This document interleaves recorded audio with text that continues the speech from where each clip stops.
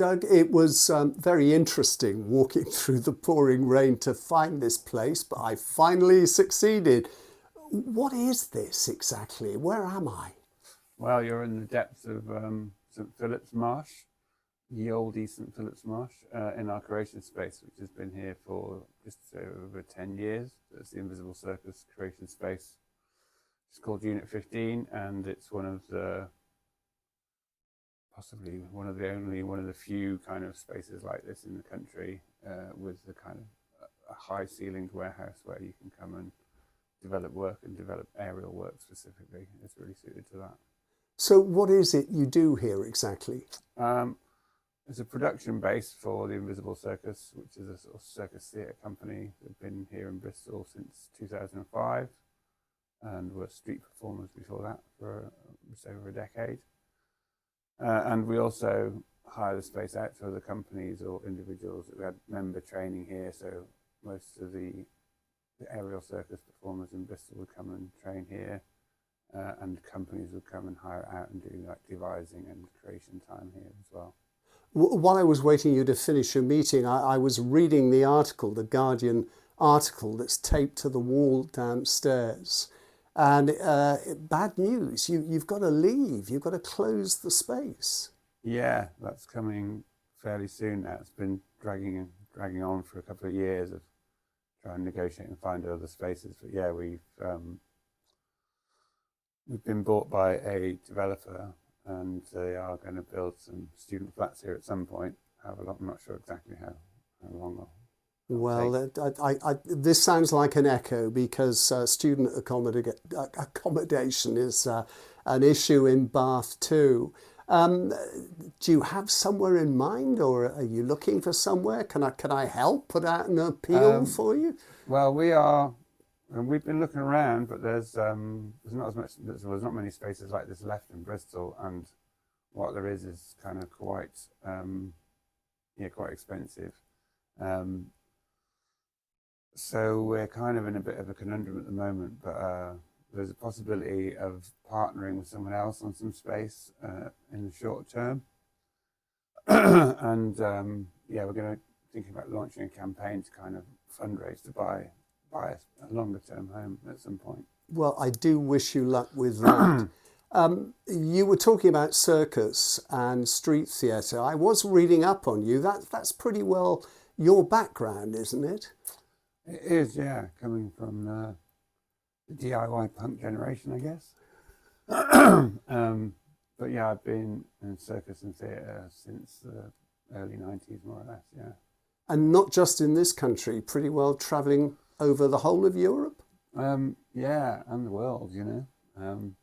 But yeah, I travelled and worked around Europe for a lot of the 90s, basically, at the sort of festival and carnival culture that is in Europe, so it sort of thrives in Europe, really. But the weather's a lot better over there for street theatre, I suppose. But yeah, it certainly is, yeah. And just there's a real, I don't know, it's sort of imbued in the culture of those places a lot more than here, perhaps.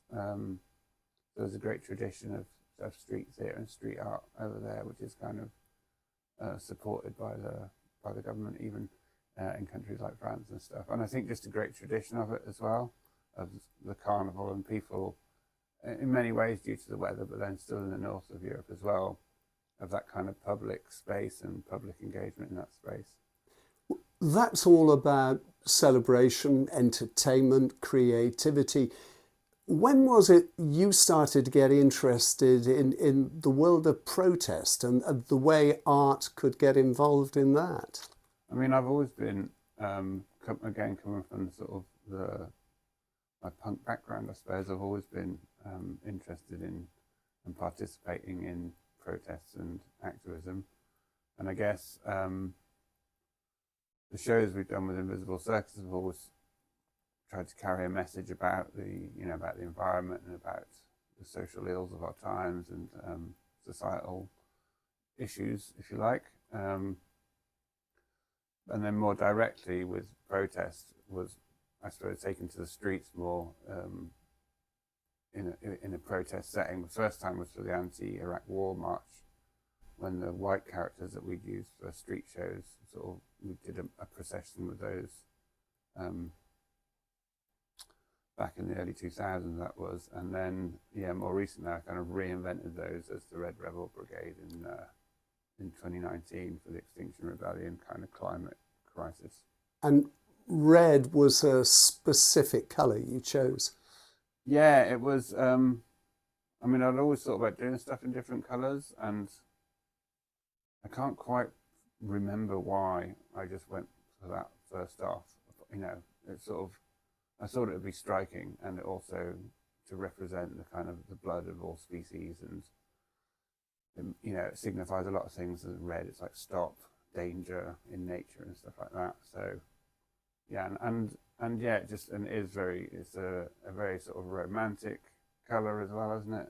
You know, red roses and sort of flamenco and.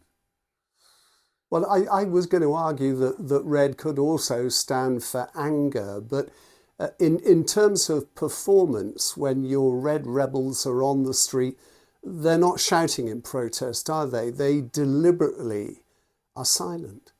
Yeah, well, if you're silent, you can't be misquoted, can you? And there's something very powerful in that silence as well. And yeah, it is an expression of anger, despair, rage, empathy, I guess, more than anything as well. It wasn't really about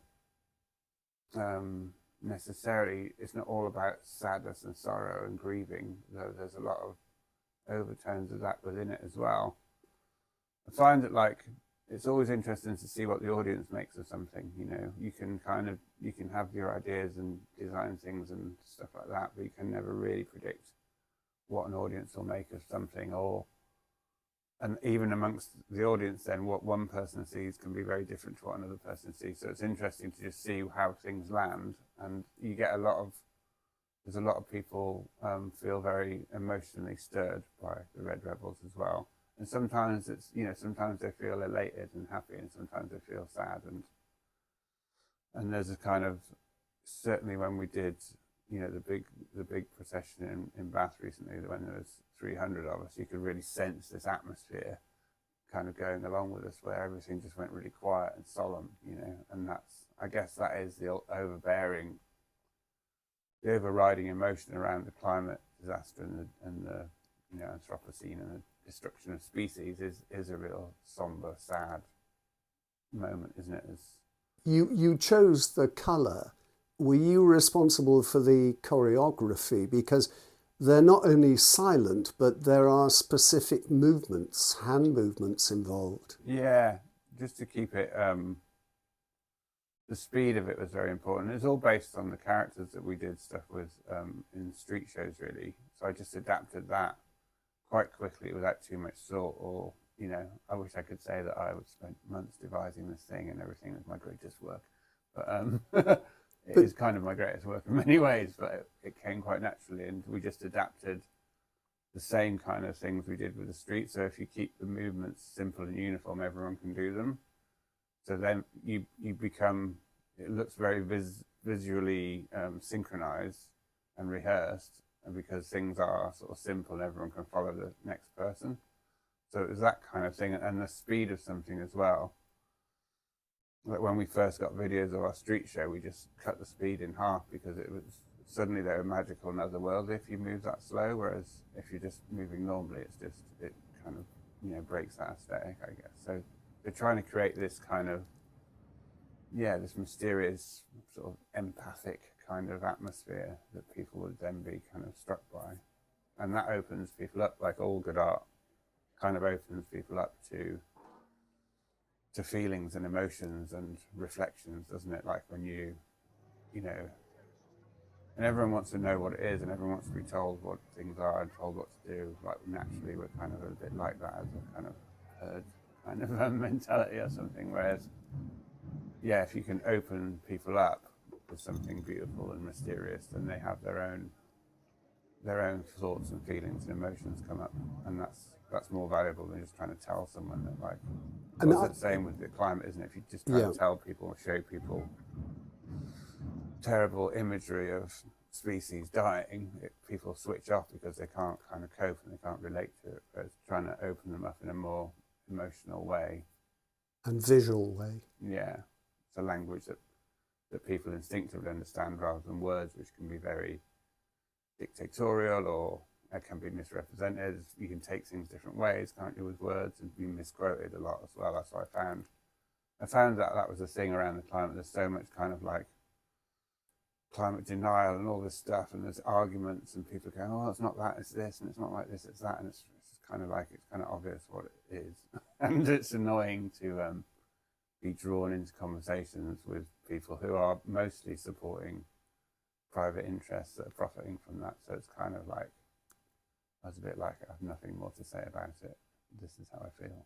I was going to say the other thing about wearing costume and having a white face, that whoever you are, how old you are, you morph into one mass. You all become one, don't you? I mean, you lose your individual identity. Yeah, that's a very powerful thing to experience as well, especially for people that aren't. You know, I've been performing for years, so I'm quite used to that, I suppose, and quite but you know, cocky even about it. But people that aren't used to doing that, for example, it's very empowering. It really, you know, it's been amazing to see people from so many different backgrounds come to it, and people that wouldn't do something like that on their own, or maybe aren't very assertive, you know, don't want to be there banging drums or waving placards or being in those tense sort of situations, can find a space in this and to be anonymous as well. So you feel, yeah, I found it was like the most sort of the most alone and together that I'd ever felt, basically, with these people that I was doing it with. But personally, I felt you feel really sort of alone in your own space and in your own headspace and everything, but you also feel linked to all these other people, and that's quite a powerful thing, because it's, yeah, you know, people just used to open gates for us and stuff, and people didn't know what to do. The same when we were lining up in front of policemen, they'd just be like, "Oh no, not you lot," and they'd kind of turn away or leave, you know. And that was a powerful moment when we first did that on Waterloo Bridge. The first time we lined up in front of the police, they all obviously got the order through and turned their back on us, but that meant they turned away from the protesters. Yeah, so it felt like a strange kind of, you know, I don't know, victory is the way to put it, but it was strange because suddenly that presence of them being quite dominating and standing, there's lots of protesters sat on the road and they're standing in a line facing them all quite hard, and then suddenly we come in and then they turn away and they're just looking at the vehicle, and then like 10 minutes later they all just got the order and left, and that was like, yeah, that felt quite powerful, I suppose, and it diffused the situation as well. That's the other thing. It's not really about being confrontational, or it's a very soft confrontation if it is, but it diffused the situation and it humanized everybody, and it kind of took the tension down to the protest, because it's a tense situation when police are arresting people and everybody gets a bit heightened, and that's when things are like volatile and can be provoked, you know. And obviously non-violence is a key ethos of that form of protest, so being able to de-escalate that and kind of get some empathy between the people, and the police are just, you know, I always said they're just in the same, they're in costumes just like us, just not as good. But they're also just people with children, and you know, it affects everybody really. But I can imagine that situation with the police not knowing what to expect, and then being confronted with something completely different, a sort of emotional visual flow of feeling, and as you say, completely non-confrontational. We've had police people cry as well. Have you had police dress up as Red Rebels? Not yet, but you know. There's always time. Were you surprised at how quickly the Red Rebel idea spread, not only around this country, but around the world? Had you ever thought it would grow as big as it has? No, I didn't think that really. I didn't think much at all about it. I was doing it for my own reasons, really. I just wanted to go and do something kind of beautiful and without words, because I do a lot of stuff with words.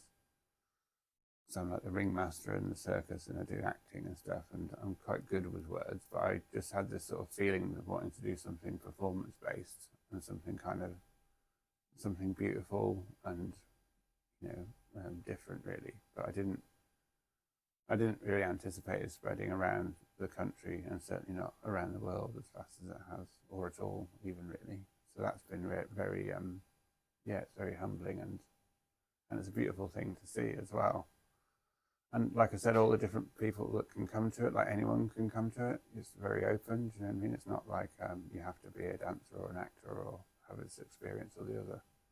So that's kind of, I would say, like even while I sleep, they're out there weirding out authority, you know. Where do we go from here, Dougie? How do you mean? The Red Rebels. Can they change? Can they grow? I mean, the idea was that you know, it would bring people together, communities together, and creative communities, and they would then, you know, devise other things to do creative responses, I guess. And that's happened within the Rebels groups. Like we've got the oil slicks, so there's sort of similar characters all in black with big winged arms, and there's been green rebels and sort of blue kind of, and there's been various sort of variations, and a lot of there's been another sort of really great creative tangent with the ocean rebellion stuff that's happened as well, which has done a lot, focuses more on the ocean, and we've had like you know, dying mermaids outside fishery companies and stuff like that, and these have all been sort of picked up as well. So, and there's also, you know, there's a whole world of creative responses going on aside from us. But I sort of hoped that it would spur different things to happen, you know, more random acts of beauty. I think it was what the world needs more of. Too right. What about children? You know, it's very much an adult thing. Could there be a separate branch for young people? There's been some children participating. There's one kid in Bath actually. And yeah, it's really powerful when children do that stuff. I mean, yeah, I don't think there's like I didn't anticipate it kind of going on as long as it has, or spreading as far as it has, or predict the kind of people it could take in, or what kind of happens with that, I guess.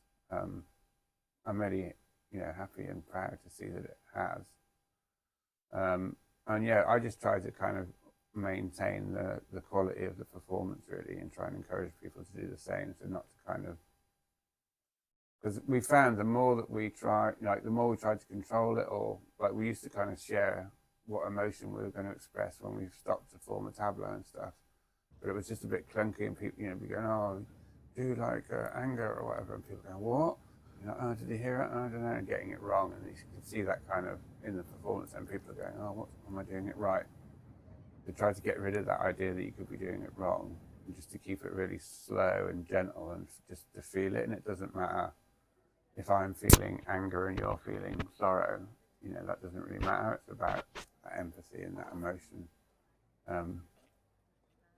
So I think, I mean, it'll carry on going as long as it carries on going, and it sort of had a bit of a lull with COVID, as did sort of everything, I guess.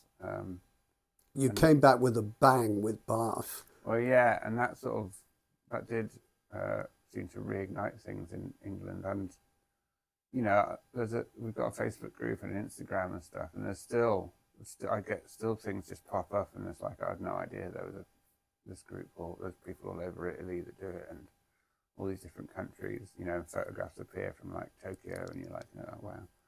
So I don't really have like a handle on on where it's gone or how many people are doing it at any one time. Is the world doomed? Whether it's peaceful protest, whether it's a much more angry and sometimes violent protest against climate change, against the damage being done to the environment, whether you're a red rebel or you're someone being arrested by the police, is it all a waste of time? Yeah, it's my favourite waste of time, I like to think. And I mean that very positively as well. Like the world was getting on fine without us for, you know, billions of years, potentially millions at least, and will continue to do so. And we are just one species that has risen to dominance, you know. And it's unfortunate because we seem to have the you know, the intelligence and the know-how and the resources to change, to control and change our impact, and we could actually be promoting a much more harmonious, you know, it's kind of easy to let go of it if you think, well, you know, antelopes probably don't know how to build these things and stuff, you know, like the means of communication, everything. As a species, we have this massive capacity to collaborate more than any other species. Or, you know, I mean, I guess you get it in like big shoulder fish or birds that fly together and all that sort of collaboration, but we have this ability to believe in these stories and to create these things. So we have, you know, we have the ability to change that story as well. So whether, you know, whether we, that's where the hope for anything, I suppose, lies. And we're here for a very short time anyway. It's an ephemeral kind of existence, isn't it? And so I think, like, yeah, in some ways I was a bit like that with the performance. I just want to go and do something beautiful and have fun. And I really enjoyed just playing with the city and playing with authority and being like, you know, this is all so kind of pointless. And this whole society that we live in and the consumer nature of it all is all such a ridiculous kind of joke in many ways. You know, it's like a massive cosmic joke. And if we weren't so, if we didn't pollute so much, if we weren't so dependent on fossil fuels, you know, it could all just be going along swimmingly, couldn't it? And we could be obsessed with fashion and our nails and what we eat and all this stuff. If it didn't have consequences for everything else, it's like it's not only us, it has consequences for all the other species and all the other animals, which are a lot more beautiful and majestic than us in many ways, aren't they? You know, yeah. when you look at dolphins or lions or any of these other things, and you've got us with our, like, I know. with our opposable thumbs who can build nuclear weapons and stuff. It seems unfortunate that we should be the dominant ones, but at the same time, if the result of that is that we are kind of harbingers of our own doom, then we are just another species that has risen like the dinosaurs did, and as others will. I don't think we've lasted as long as the dinosaurs did yet. I was reading a really amazing book that just talked about, like, it goes way back into prehistory, before humans, like a long time before humans. You know, when ferns were massive. Without ferns, we wouldn't be having this conversation. None of us would be here. They kind of rampaged across the wastelands, making soil basically for like millennia, pretty much, you know, unchecked. And ferns are still there, aren't they? Out there growing in the garden and everywhere. So, like, you know, nature seems. I think nature will always reinvent itself and survive. And maybe this is a unique biosphere in the universe and whatever, and, you know, yeah, it'd be unfortunate if we happen to be the ones that screw that up. Yeah, I agree with you. But you got some life left in you yet, and I would not sit here and say, would you regard the Red Rebels as your legacy? But I did hear, Doug, that you've started to write a book, and I take it this is a book about your life and your adventures. There would, I suppose, be at least a chapter on the Red Rebels. Yeah, well, I started a few book projects at that time in my life,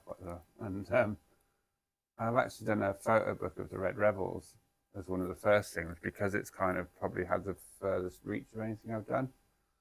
So I'm looking for a publisher for that. Well, not very actively, but I need to start looking for a publisher for that now. And yeah, I've got more stories to tell, definitely. But in terms of legacy, I suppose it was a bit like that. I felt a bit like I felt frustrated and helpless and angry and all these different emotions around it all. And I was just bored of feeling all those things, and bored of feeling disempowered, and bored of listening to these politicians and all these things, you know, and I was kind of like, well, this is my kind of statement, if you like. This is my signing off. I'm signing off from this situation, and this is how I feel about it. And so it was kind of a bit like that, I suppose. Not that I've not got other performances to do and other stuff to do, but I felt like it was a kind of, Yeah, I'd kind of like you know, with the circus, we've become more commercially. Well, you have to if you're going to run a company and all these things. And we've done a lot of commercial stuff, and we used to be really heavily involved in festivals, but festivals have become very commercial too. And I was a bit lost with it all, a bit kind of frustrated. And I was just like, oh, I just want to do something meaningful and beautiful again, and kind of as a bit of a, you know, a parting shot of sorts, I suppose. So like, yeah, that if that is my legacy, then that there's definitely worse things it could be, isn't there? Doug, it's been a pleasure to speak to you. Thank you. Thanks very much. Nice to talk to you too, Richard.